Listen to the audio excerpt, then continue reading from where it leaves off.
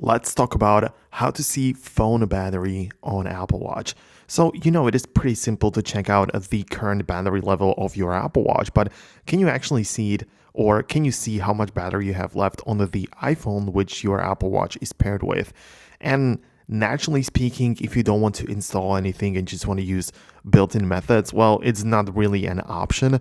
Even inside of these settings, you have the battery right here, but it is only referring to the watch, so it's not connected with the iPhone in any way. If you want to get it to that level to see the phone battery right from your wrist, you'll need to get a third-party app for it, and one of them is called Battery Life. So it is kind of looking like this, where you can see that you get to see the phone and other like battery things related to your other devices. So you can get an app like this one.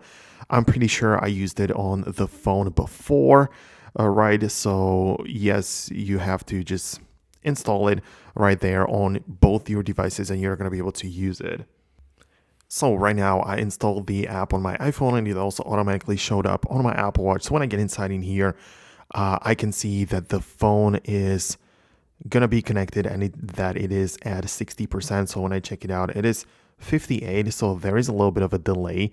I mean, it's not gonna be probably as precise, but I guess at least you have some sort of idea. Probably this is not the only app which you can get, but I don't know. I've used this app before. It's especially useful on the iPhone, right? Because you have some different trackers and stuff.